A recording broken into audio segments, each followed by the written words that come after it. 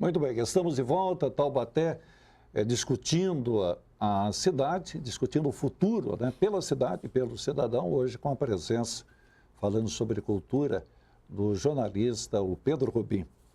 Pedro, vamos entrar numa área que é um tanto quanto difícil, né, que é a valorização da cultura, né, financeiramente falando, né. O que é preferível para a cultura da cidade? Quantidade ou qualidade? E por que eu faço a pergunta? O que é que tem a ver com o dinheiro, com o valor financeiro? Porque envolve a qualidade. A qualidade não trabalha de uma forma intensa, pode até se apresentar aqui, ali, né, em períodos curtos ou não, mas de acordo com a possibilidade, porque ele vive daquilo, inclusive, né? Ele é profissional daquele, ele trabalha com a cultura, né? E às vezes aquilo que se tem como pagamento não corresponde até à necessidade do artista. Vamos colocar assim, né? Como é que você vê o fato? O que é que move a cultura de uma cidade? A quantidade de artistas ou a qualidade de artistas?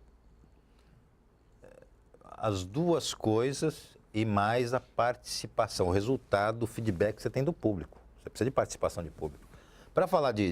Para dar um exemplo, a gente levantava, agora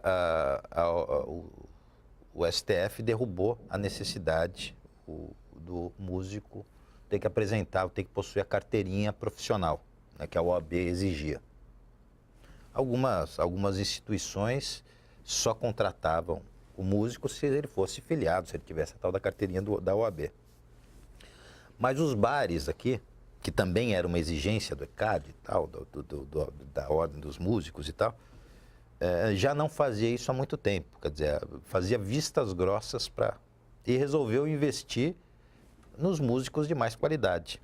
Com o pessoal que eu conversei, os donos de instituições e mesmo os músicos, então você já tem é que eu não frequento muito o movimento, mas eu imagino que esteja assim, pelo menos do que eu ouvi deles. Mas você já tem músicos de ótima qualidade e que tem um público forte aqui. Dois exemplos, talvez, que são um exemplo claro disso. Aquela Luana Camará, né, que é uma artista que nunca, isso ela nos contou, ela nunca trabalhou com outra coisa a não ser a música. E o resultado disso, por se empenhar, por trabalhar com tanto apuro, com tanto cuidado, é um músico, ela é uma cantora de primeira grandeza. Eu acho que quem já escutou ela é de primeira grandeza. A outra é essa menina, Tuíla Correia. Também é outra artista do meio que também consegue fazer. Mas assim como eles, você vai ter Toninho. O que eles têm me falado é que conseguem agora viver de música, não fazem outra coisa. Então o mercado musical, ele nasceu da ação, uma qualidade. Os bares passaram, os contratantes melhoraram o cachê. O que era antes uma atividade complementar está cada vez mais transformando na atividade principal. Então, o município, o poder público, os bares, os restaurantes e tudo mais, né? É uma faixa que a gente até compreende que quanto mais qualidade, mais público. Exato.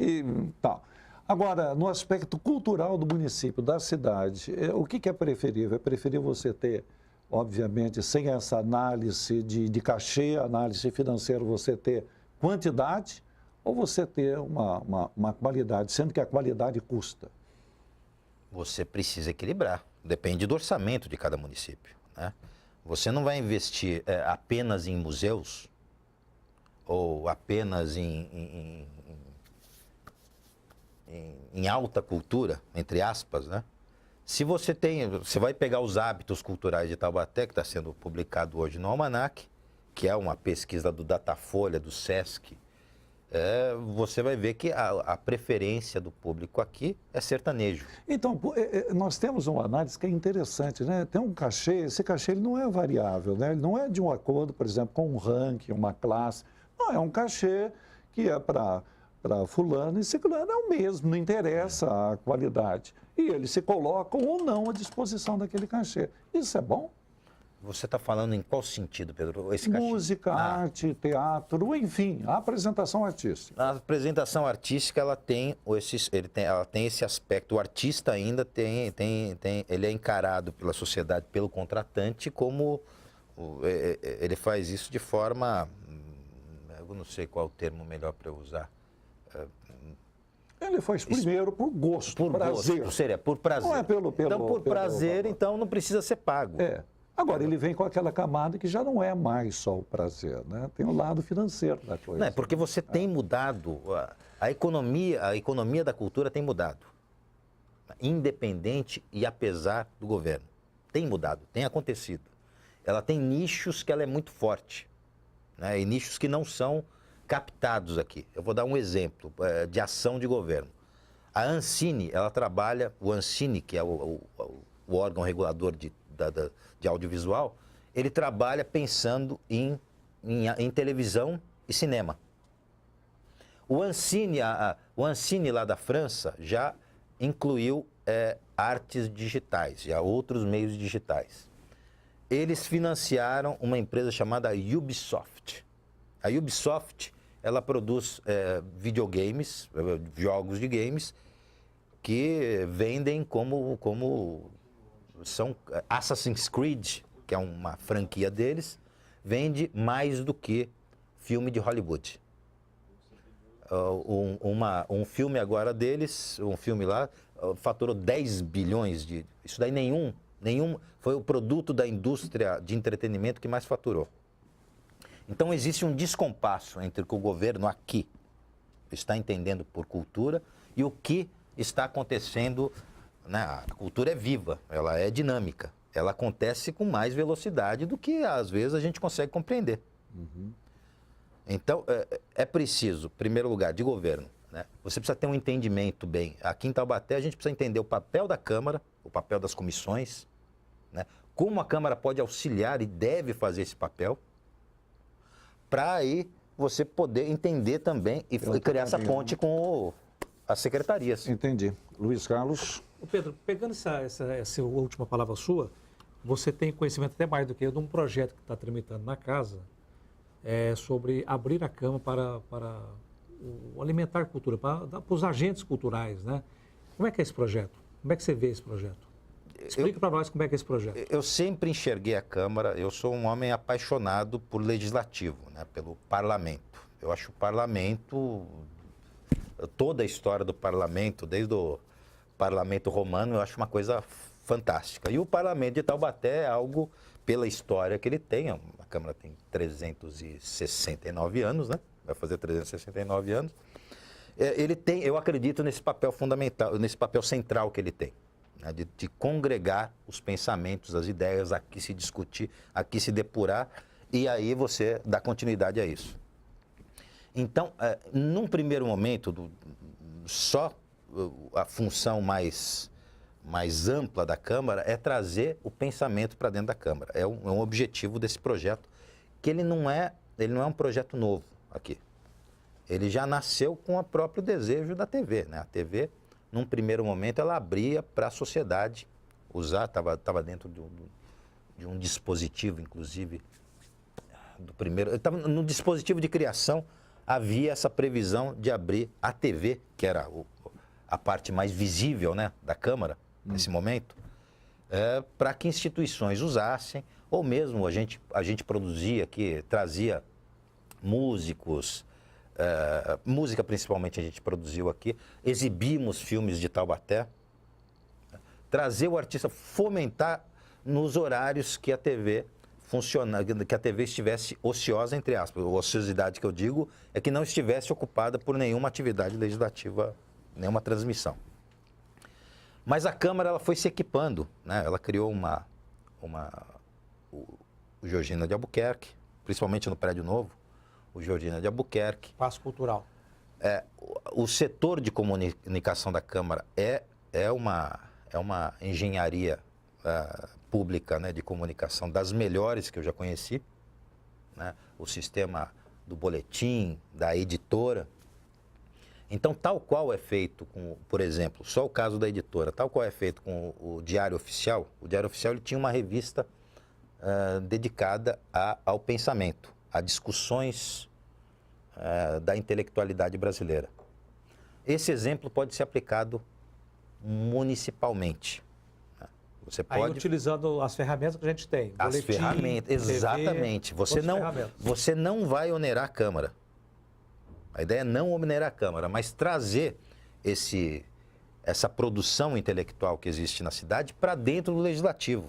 Isso auxilia que o vereador também tenha melhor contato com isso, o servidor da Câmara, e o próprio setor intelectual, o setor pensante, o setor produtivo da cidade, se aproxime também do parlamento. Isso deve trazer soluções fabulosas. É uma tecnologia moderníssima de cidadania, de participação cidadã. Flávia? Pedro, só durante essa gestão nós tivemos 3 saídas de secretários e agora essa semana foram exonerados mais 2 gerentes de cultura, mais um diretor de cultura. Exato. E a nossa diretora de cultura também está focada ali na área de educação. Exato. Então, nós podemos dizer que, culturalmente falando, Taubaté está desprovida de administração e, ao mesmo tempo, que tipo de profissional precisa entrar, que tipo de profissional Taubaté precisa para gerir a cultura atualmente, na sua visão? Pedro, emendando uma pergunta na pergunta da Flávia, acho que tem a ver. Em agosto do ano passado, desse ano, foi feita uma audiência pública aqui, Pedro, em que a vereadora Poliana apontou que dos 43% da verba orçamentária empenhados no governo este ano, somente 24% foram executados. Isso tem a ver complementa a pergunta da Flávia. Como é que você vê isso? Quer dizer, isso é culpa só de gestão ou também do agente cultural que não se movimentou em termos de ter apoio do poder público? Excelente. As duas coisas são excelentes e são visões, eu acho que definem bem essa situação. Sim, há o que a gente viu pela primeira vez foi um levantamento. Choca porque você, pela primeira vez, é confrontado com os números. Né? O que você tinha de impressão, agora você já está conseguindo identificar, né? Que já é uma evolução gigantesca. A segunda coisa que eu acho que é uma evolução, a gente está discutindo a gestão cultural. A gente está conseguindo identificar quais são os problemas que ela passa, que já é uma evolução. Se a gente voltar nos 2 anos, o Pedro que tem e você que tem tantos anos aqui, vocês sabem muito bem que isso daí não entrava quase em editoria, né? Os movimentos da Secretaria de Cultura ou da Gerência de Cultura, eles eram menos, eles tinham pouco destaque, eu posso dizer assim. Não sei se me corrija se eu estiver errado. Não, eu acho que está correto. Nós temos hoje mais constatações do que antes. Então a gente você tem mais informação, você tem mais... Né? Até nesse sentido que o Luiz falou sobre você movimentar um orçamento que é justo e quando falta dinheiro você tem que pegar de alguma secretaria, de alguma pasta, podemos dizer assim, para você suprir aquilo que falta em outra, né? E me parece que a área da cultura é o famoso, o caixa que atende, se precisar é dali que vamos tirar. Isso é ruim, né? Um outro aspecto é ruim. É péssimo, é péssimo porque a gente já vê que é uma situação que não é nova.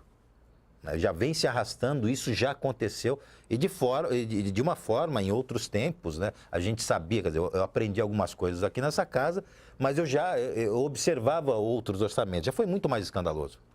Né? Teve momentos assim que foram, eu diria, criminosos para o lado cultural, mas sem entrar em detalhes. Entrava no orçamento por questão legal. Um orçamento legal e tal. E na hora de movimentar, é dali era muito pequena verba. Agora, tem um sentido também, não, Pedro, que a falta de empenho do município em você trazer verbas, que esse dinheiro, tudo bem, está fazendo falta para a saúde, está fazendo falta para a segurança, tem que tirar o dinheiro de algum lugar e tal. É difícil a gente saber o que é ali o mais prioritário, né? Agora, tem a verba do Estado, tem a verba da Federação, para uma área onde o Estado e a Federação investem bastante. Tem essa verba. Esse dinheiro está sendo correspondido? Não. Para a cultura, eu acho que o último grande repasse, pelo menos do que a gente levantou para a cultura em Taubaté, Foi uma verba que no final era de 1.900.000 e tantos mil reais, que foi a verba que foi lá para a TV Cidade. Né? Foi o último repasse, pelo menos, que a gente detecta. Eu vou pedir um minuto Pois para não, você. claro. Nós vamos voltar com este assunto, com a resposta do Pedro Rubim sobre este assunto, em seguida aqui, discutindo o futuro de Taubaté pela cidade e pelo cidadão. Voltamos já.